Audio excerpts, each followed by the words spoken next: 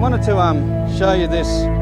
Sharon's made this bed up with a bit of corrugated iron, some star pickets, because this is behind there's got the chook house, and she likes to grow the cucumbers and stuff up on this wire just because it's easy.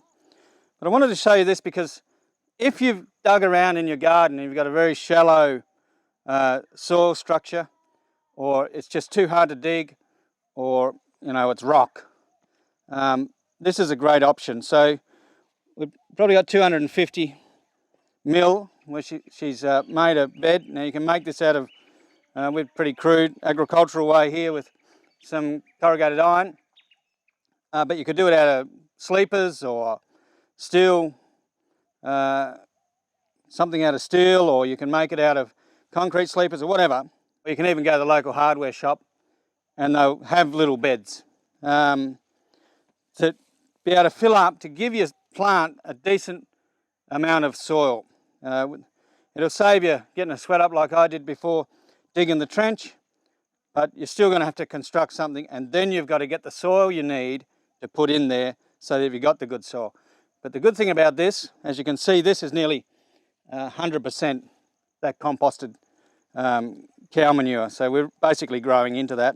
It's got a little bit of soil in there, but you can formulate the soil you want that's going to be the best. So a lot of compost, a sandy soil. You can basically bring in the perfect soil structure for your plant if you don't have it on your own site. I've got a couple other options for you as well, we'll show you in a sec. On the farm, we were getting a lot of liquid fertiliser in these 200 litre drums. Out the way please, Mr. Wolf. Thank you.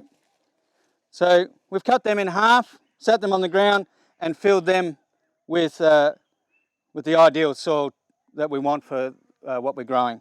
So Sharon had in these last season all her herbs. So she had coriander and mint and dill, and I think there was some parsley, and obviously and in the last one she had basil.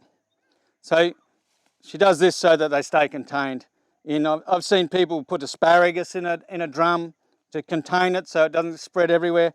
So these are a fantastic idea if you've got something that wants to take over the whole world. Put them in this and it contains it.